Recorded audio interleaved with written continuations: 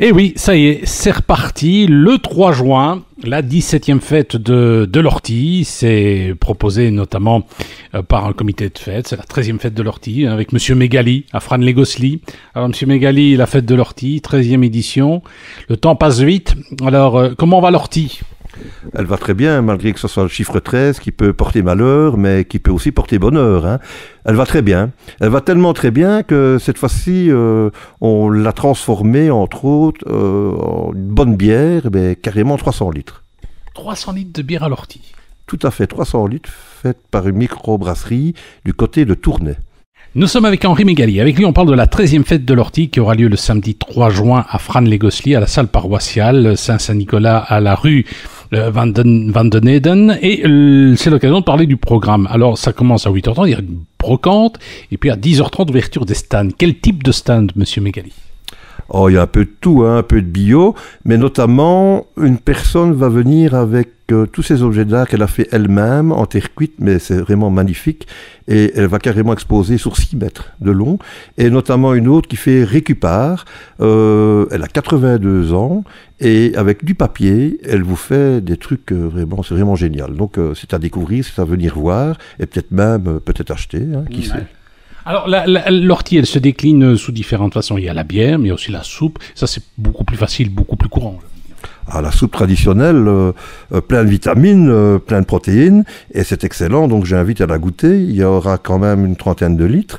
Mais alors, il y a aussi les boulettes à l'ortie, on fait aussi des saucisses à l'ortie, des quiches, il y a même du boudin blanc, très frais qu'on fait chaque année.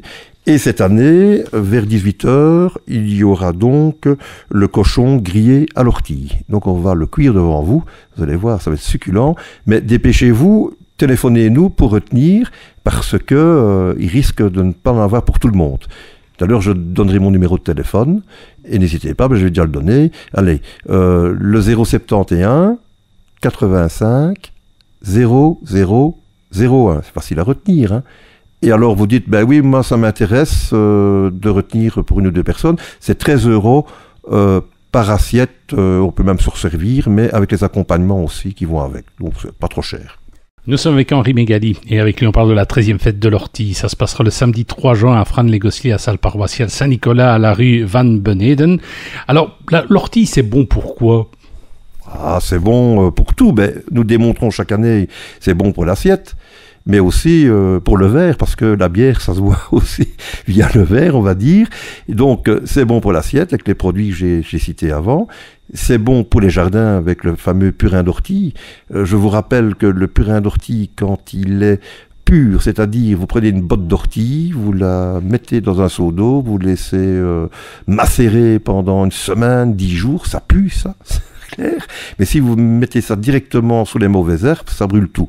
Maintenant, si vous diluez ce seau en mettant 10 seaux d'eau en plus, ça devient un insecticide, un fertilisant et un fongicide. Quel drôle de nom, fongicide. Eh bien, ça vous dit quelque chose, le mildiou. Eh bien, quand vous repiquez vos tomates ou vos pommes de terre, il y a plein d'humidité, champignons, donc vous avez le mildiou. Eh bien, l'ortie, c'est un fongicide, donc c'est contre justement ces champignons-là. Donc c'est naturel, il n'y a pas besoin d'acheter du Roundup, alors c'est interdit, heureusement. Donc ne détruisez pas votre santé, utilisez l'ortie. Nous sommes avec Henri Mégali pour parler de la 13e fête de l'ortie. C'est le samedi 3 juin à Fran-les-Gosselis, à la salle paroissiale Saint-Nicolas, rue Van den Eden. Alors il y aura côté animation, les Gilles, les joyeux lurons, de grands consommateurs sans doute de bière à l'ortie, et il y aura aussi une conférence.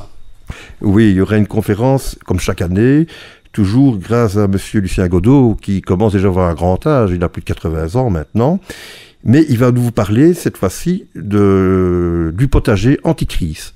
Et donc la conférence va débuter à 11h, elle se termine vers midi.